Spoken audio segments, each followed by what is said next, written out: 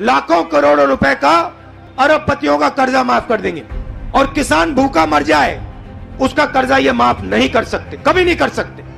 एक बात देखो प्रेस वालों की,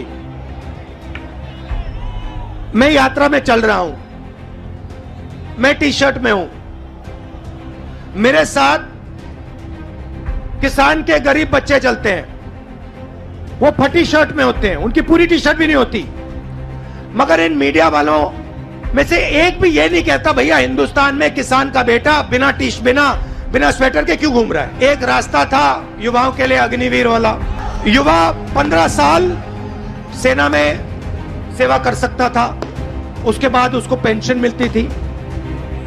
नरेंद्र मोदी जी ने कहा नहीं भाई, ये 15 साल वाली बात छोड़ो, पेंशन वाली बात छोड़ो, ऐसे करते हैं 6 महीने ट्रेनिंग करो, बंदूक पकड़ो, 4 साल रहो, फिर जूता मार के बाहर निकाल देंगे और उसके बाद बेरोजगार हो जाओ। जैसे घोड़ा होता है ना, घोड़ा देखा आपने, शादी का घोड़ा होता है, उसमें लगाम होती है ना, लगाम लगी है प्रेस वालों पे। मैं जहां भी जाता हूं कहता हूं प्रेस के हमारे मित्रों, मगर मित्रों का काम नहीं करते ये लोग। हमारा छोड़ो, जनता के मित्रों का काम नहीं करते ये। क्योंकि अगर आपके मित्र होते तो आपको देश की सच्चाई दिखाते, बेरोजगारी के बारे में बताते, महंगाई के बारे में बताते, मगर नहीं, ये तो आपको चीता के बारे में बताते हैं। देखो अफ्रीका से 4 चीता आए हैं, देखो जंगल में घूम रहे हैं। देखो ये भी सवाल पूछा कि क्या चीता हिरण को मारेगा या नहीं। मतलब अफ्रीका का चीता हिंदुस्तान में आकर हिरण को मारना भूल जाएगा।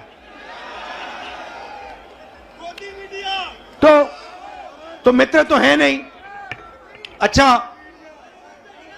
मीडिया बात नहीं उठाती जनता की, तो हमने सोचा पार्लियामेंट में भाषण करो, डिमोनेटाइजेशन नोटबंदी के बारे में भाषण करने की कोशिश की, गलत जीएसटी के बारे में बोलने की कोशिश की, जो हम जमीन अधिग्रहण कानून लाए थे, जब नरेंद्र मोदी जी ने उसको रद्द करने की कोशिश की, हमने पार्लियामेंट हाउस में बोलने की कोशिश की, वहां पे माइक ऑफ कर देते हैं। देखो ऐसे माइक ऑफ, जो बोलना बोलो, हेलो नमस्कार कैसे हो। तो एक तरफ मीडिया बात नहीं उठाती, दूसरे तरफ माइक ऑफ कर देते हैं।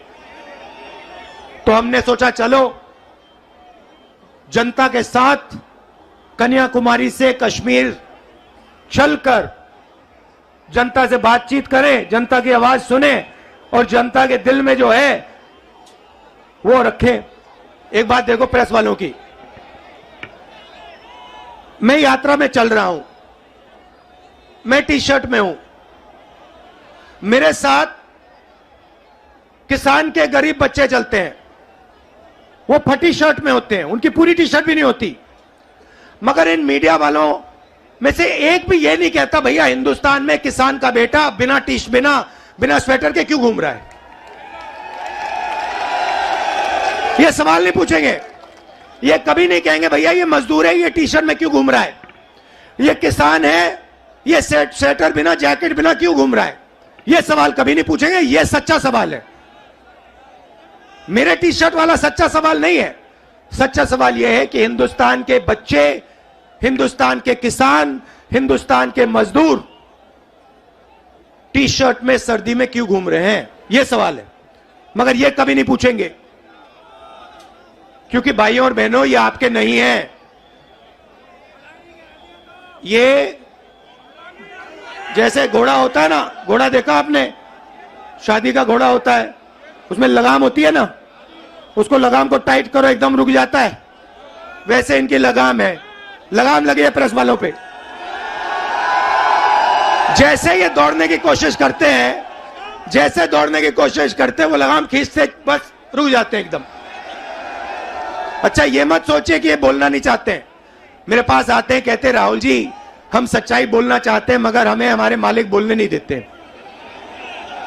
मैं कहता हूं भैया डरो मत, बोल दो। कहते हैं नौकरी भी तो करनी है हमें, अगर हमने सच्चाई बोल दी नौकरी से निकाल देंगे, किसी और को डाल देंगे, वो झूठ बोलेगा। तो यात्रा का लक्ष्य जो देश में नफरत और हिंसा फैलाई जा रही है उसको मिटाने का है। भाइयों और बहनों, बीजेपी की पॉलिसी हिंदुस्तान के युवाओं को, किसानों को, मजदूरों को डराने की पॉलिसी है। नोटबंदी, गलत जीएसटी, कोविड के समय जो इन्होंने किया, ये सारी की सारी पॉलिसियां किसान को, मजदूर को डराने के लिए है।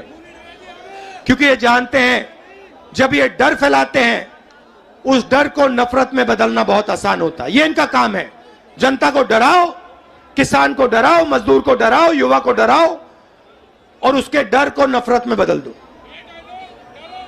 डरो मत। ये भैया, ये एक बात समझ लो, ये आपने बोला डायलॉग, ये मेरा डायलॉग नहीं है, ये शिव जी का डायलॉग है। ये डायलॉग डरो मत, ये हमारा धर्म है।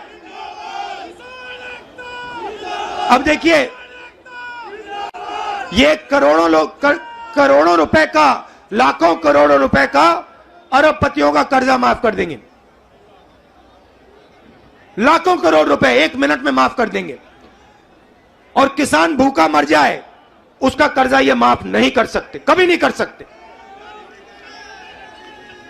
आप यूपी के, बाकी हिंदुस्तान के किसान हमारे पास आए थे, यूपीए की सरकार थी, आपने कहा हमारा माफ करो। 10 दिन में हमने 70,000 करोड़ रुपए, 72,000 करोड़ रुपए माफ कर दिया था। मजदूरों के लिए, गरीबों के लिए मनरेगा, भोजन का अधिकार, किसानों के लिए कर्जा माफ। तो हम डर को मिटाने की राजनीति करते हैं क्योंकि हम जानते हैं अगर ये देश डर जाएगा इस देश का फायदा नहीं होगा। अगर नफरत फैल जाएगी इस देश का फायदा नहीं होगा। भाइयों और बहनों, दो और मुद्दे हैं यात्रा के। एक है महंगाई, और मैं आपसे पूछना चाहता हूं, प्रधानमंत्री जी आते थे जब यूपीए की सरकार थी, कहते थे गैस सिलेंडर 400 रुपए का हो गया है, 400 रुपए का गैस सिलेंडर हो गया। भाइयों बहनों, आज कितने का है? मगर आज प्रधानमंत्री नहीं आते, आज आकर नहीं कहते कि भैया 1100 का हो गया। अच्छा, एक और सवाल है भैया, ये जो 1100 और 400 रुपए का फर्क है, ये किसके जेब में जा रहा है? ये किसी ना किसी के जेब में तो जा रहा है ना। मतलब ये आसमान में तो नहीं गायब हो रहा। तो याद रखिए, ये नरेंद्र मोदी जी के जो खास मित्र हैं, 3-4 खास मित्र हैं, ये जो आपके गैस सिलेंडर का पैसा आपके जेब में से निकाला जा रहा है, उनकी जेब में जा रहा है। अच्छा भाइयों और बहनों, पेट्रोल का क्या दाम हुआ करता था यूपीए के समय? 60 रुपए। आज क्या है? 100। तो ये भी याद रखिए, ये जो 40 रुपये, 60 रुपया जो है, जो आपके जेब में से निकाला जा रहा है, ये भी उनके 2-3 मित्रों के जेब में जा रहा है। तो हमारा दूसरा मुद्दा महंगाई, और तीसरा मुद्दा, सबसे बड़ा मुद्दा, जो देश में नोटबंदी, गलत जीएसटी के कारण बेरोजगारी फैली है। आज 3000 किलोमीटर में हर स्टेट में मुझे युवा मिलते हैं। मैं पूछता हूं क्या पढ़े? कहते हैं इंजीनियरिंग की, डॉक्टर बनने के लिए पढ़ाई की, आईएएस के लिए तैयारी की। और फिर मैं पूछता हूं भैया आप करते क्या हो? कहते हैं राहुल जी, शर्मा के कहते हैं राहुल जी हम तो मजदूरी करते हैं। कोई कहते हैं भैया, कोई कहते हैं मजदूरी करते हैं, कोई कहते हैं भैया हम पकौड़े पका रहे हैं। इंजीनियरिंग की पढ़ाई की, आलू के पकौड़े बना रहे हैं। अच्छा, एक रास्ता था युवाओं के लिए अग्निवीर वाला,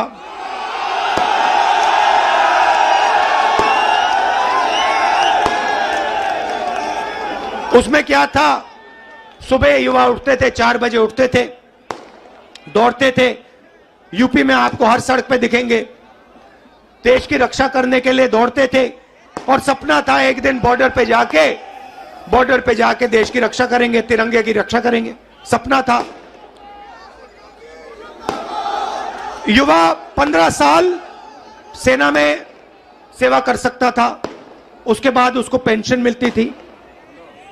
नरेंद्र मोदी जी ने कहा नहीं भाई, ये 15 साल वाली बात छोड़ो, पेंशन वाली बात छोड़ो, ऐसे करते हैं 6 महीने ट्रेनिंग करो, बंदूक पकड़ो, 4 साल रहो, फिर जूता मार के बाहर निकाल देंगे और उसके बाद बेरोजगार हो जाओ। नया हिंदुस्तान।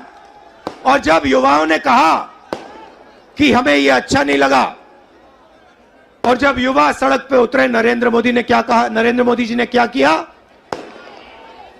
उन्होंने उनसे कहा कि अगर तुम्हारी फोटो ले ली गई सड़क पे तो तुम्हें सरकारी नौकरी नहीं मिलेगी। तो देखिए, दूसरा रास्ता का रास्ता जेल, रेलवे का रास्ता, उसको भी एक के बाद एक बेच रहे हैं। उन्हीं 3-4 लोगों को बेच रहे हैं।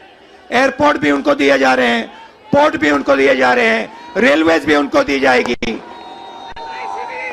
LIC भी उन्हें के हाथ जाएगी, BHL, BHEL, HL सब उनके हाथ जाएगा और हिंदुस्तान के युवा बेरोजगार होंगे। ये है नरेंद्र मोदी हिंदुस्तान। इसके हम खिलाफ हैं और इसलिए हमने ये यात्रा शुरू की है। और हम इसलिए नहीं थके हैं क्योंकि आपने अपनी पूरी शक्ति, अपना पूरा प्यार इस यात्रा को दिया है और लाखों लोग हमारे साथ खड़े हुए हैं, हर जात के लोग, हर धर्म के लोग। तो मैं आपको दिल से धन्यवाद करना चाहता हूं कि आपने इतना प्यार और इतनी शक्ति आपने हमें दी। इसके लिए मैं बहुत आभारी हूं, पूरी जिंदगी याद रखूंगा। बहुत बहुत धन्यवाद। नमस्कार, जय हिंद।